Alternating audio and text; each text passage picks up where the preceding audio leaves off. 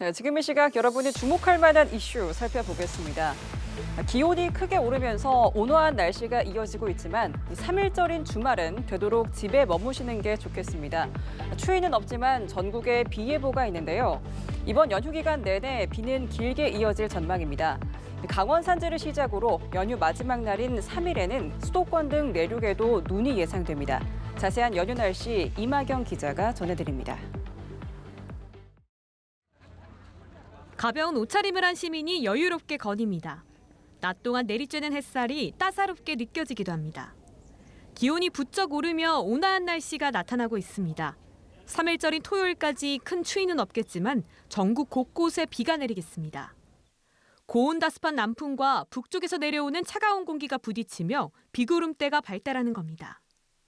전남 해안부터 시작된 비는 오후에 충청, 밤에는 서울 등 수도권을 포함한 전국으로 확대되겠습니다. 예상 강수량은 제주 5에서 20mm, 남부지방 5에서 10mm, 중부지방은 5mm 안팎입니다. 이번 비는 3일절 연휴 내내 길게 이어질 전망입니다. 2일부터는 중국에서 발달한 저기압이 접근하며 비의 양도 많아지겠는데 찬 대륙고기압이 세력을 넓히면서 기온까지 뚝 떨어지겠습니다. 강원 산지와 경북 북동 산지부터 비가 눈으로 바뀌어 내리겠고 3일에는 수도권 등 내륙에도 눈이 예상됩니다. 특히 강원 영동은 5일까지도 폭설이 쏟아질 것으로 보입니다. 3일절 연휴에 전국적으로 비 또는 눈이 내리겠고 2일 밤부터 기온이 떨어지며 중부지방을 중심으로 눈이 내리겠습니다. 특히 지속시간이 긴 강원 영동에는 50cm 이상의 많은 눈이 예상되니 각별한 주의가 필요하겠습니다. 기상청은 교통량이 늘어나는 연휴 기간 내내 눈비가 이어지는 만큼 차량을 운행할 때 월동 장비를 갖추고 미끄럼 사고를 특히 주의해달라고 당부했습니다. 연합뉴스TV 이마경입니다. 우크라이나와 러시아의 전쟁을 끝내려는 미뤄간 종전 협상을 앞두고 북한군의 러시아 추가 파병 동향이 포착됐습니다. 국가정보원은 정확한 규모는 파악 중이라며 추가 파병은 물론 전체적인 북한군 파병 동향도 예의주시하고 있다고 밝혔는데요. 북한과 러시아가 군사적 밀착을 강화하는 게 아니냐는 관측이 나옵니다. 최지원 기자입니다. 북한이 러시아에 추가 파병한 동향을 우리 정보당국이 포착했습니다. 국가정보원은 북한군의 일부 추가 파병 동향이 보이고 정확한 규모는 파악 중이라고 밝혔습니다. 군 관계자도 북한이 올해 1월과 2월 1,000명이 넘는 병력을 러시아로 보냈다고 말했습니다. 정부는 추가 파병은 물론 전체적인 북한군 파병 동향도 예의주시하고 있습니다. 우려를 가지고 주요국 및 국내 유관기관과 긴밀한 정보 공유를 하면서 관련 동향을 주시해오고 있습니다. 북한은 지난해 10월 처음으로 러시아에 11,000여 명 규모의 병력을 보낸 것으로 추정됐습니다. 이후 단시간 내 4천여 명의 사상자가 발생할 정도로 고전했는데 쿠르스크 전선에서 잠시 사라지기도 했습니다. 통일부 당국자는 전투력 유지 등을 위해 교체 인원이 추가 파병될 것이란 점은 예상됐던 것이라고 설명했습니다. 북한은 전투 현장의 시신운구도 포기한 것으로 알려졌습니다. 장거리로 시신운구에 비용도 많이 드는 데다 파병을 공식적으로 인정하지 않아 유족들에게 시신을 인도할 수도 묘지를 조성할 수도 없다는 겁니다. 최근 김정은 북한 국무위원장이 군사학교를 잇따라 방문해 사상 단속에 나선 것도 파병에 대한 온갖 소문과 북한 주민의 동요 가능성을 사전 차단하기 위한 행보라는 해석이 제기됩니다.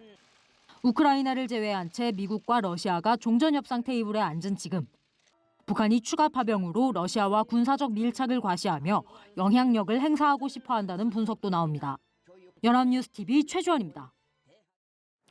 네, 어제 광주에서 흉기 난동범을 제압하다 경찰이 중상을 입었다는 소식 전해드렸죠. 지난달 서부지법 난동 때도 경찰은 시위대의 폭행에 속수무책으로 당했는데요. 정당한 공권력 행사를 보장할 법과 제도가 있지만 일선 현장에서는 주저하는 분위기가 여전합니다. 책임을 경찰관 개인에게 지우지 않는 조직 문화와 정당한 법 집행을 지지해주는 시민 의식이 필요하다는 목소리가 나옵니다. 보도에 차승은 기자입니다. 흉기를 든 남성이 경찰관을 향해 빠른 속도로 달려듭니다. 경찰관이 발로 차며 제지하지만 굴하지 않고 흉기를 들이밉니다. 테이저건과 공포탄 등 수차례 경고에도 위협을 멈추지 않던 남성. 결국 경찰은 흉기에 얼굴과 목을 찔린 뒤에야 실탄을 사용했습니다. 지난달 윤석열 대통령 구속영장 발부 직후 발생한 서부지법 난동 때도 경찰관들은 시위대의 폭행에 속수무책으로 노출됐습니다. 경찰관 직무집행법과 경찰청 예규를 보면 경찰관의 정당한 물리력 행사를 보장하고 있습니다. 소송에 휘말릴 경우 지방청 차원에서 소송 비용을 지원하는 제도도 마련돼 있습니다. 하지만 현장에서는 정당 방위조차 주저하는 분위기가 역력합니다.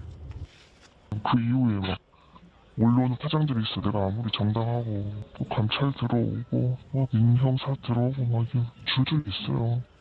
공권력 집행의 정당성을 인정받기 쉽지 않고 입증 과정도 녹록지 않은 탓입니다. 결국 공무의 책임을 경찰관 개인에게 지우지 않는 조직 문화, 정당한 법 집행을 지지해주는 시민의식이 필요하다는 목소리가 나옵니다. 조사받고 수사받는 자체가, 재판관 자체가 엄청나게 큰 스트레스거든요. 어느 경찰관이 그런 스트레스를 감내하면까지 희생할까요? 이게 법 집행이 굉장히 이게 위축되면 피해는 시민들이죠. 다만 과잉 대응에 대한 우려도 상존하는 만큼 적절한 공권력 행사의 기준에 대한 사회적 합의가 필요해 보입니다. 연합뉴스 TV 차승은입니다. 볼로디미르 젤렌스키 우크라이나 대통령이 이번 주 광물 협정 체결을 위해 곧 미국을 방문합니다. 젤렌스키 대통령은 이번 만남을 계기로 안전보장 문제도 설득해 보겠다고 밝혔는데요. 하지만 도널드 트럼프 대통령은 미국은 종전 후 우크라이나의 안보에 직접 관여하지 않겠다며 그건 유럽에 얘기할 사안이라고 못 박았습니다. 이치동 기자입니다. 미국이 요구한 광물 협정에 서명하기 위해 곧 워싱턴으로 향하는 젤렌스키 대통령. 이번 전쟁 이후 우크라이나의 안전을 보장하는 문제와 관련해서도 트럼프 대통령과 담판을 짓겠다는 태세입니다. Ця угода може бути великий успіх мати або тихенько пройти. А великий успіх, я вважаю, залежить від нашої розмови з президентом Трампом. 앞서 우크라이나 정부는 현지 시간 28일 미국에서 광물 협정을 체결할 것이라고 발표했습니다. CNN 방송이 보도한 합의문 초안에는 미국이 안전 보장을 위한 우크라이나의 노력을 지지한다고만 돼 있습니다. 구체적인 안보 공약은 들어있지 않고 양측이 공동으로 운용할 재건 투자기금 설립 등을 골자로 합니다. 트럼프 대통령도 이날 미국은 종전 후 우크라이나의 안보에 직접 관여하지 않겠다고 거듭 천명했습니다. 그건 유럽이 책임질 일이라는 겁니다.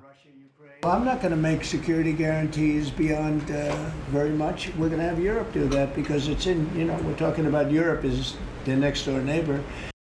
우크라이나의 나토 가입 요청에 대해서도 수용 불가 방침을 재확인했습니다. 트럼프 대통령은 오히려 나토 가입 문제가 이번 전쟁을 촉발한 것으로 본다고 말했습니다. 젤렌스키는 트럼프에게 광물 협정을 내주는 대신 안전 보장을 달라고 끝까지 설득해보겠다는 입장이지만 마음을 돌리기는 쉽지 않아 보입니다. 연합뉴스 이치동입니다. 정몽규 대한축구협회 회장이 4연임에 성공했지만 앞은 가시밭길입니다.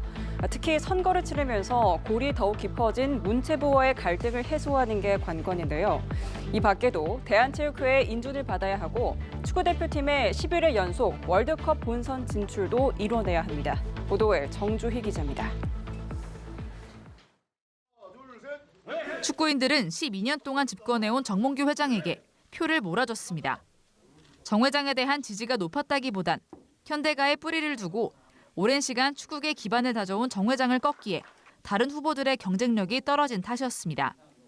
질책을 절대로 잊지 않겠습니다.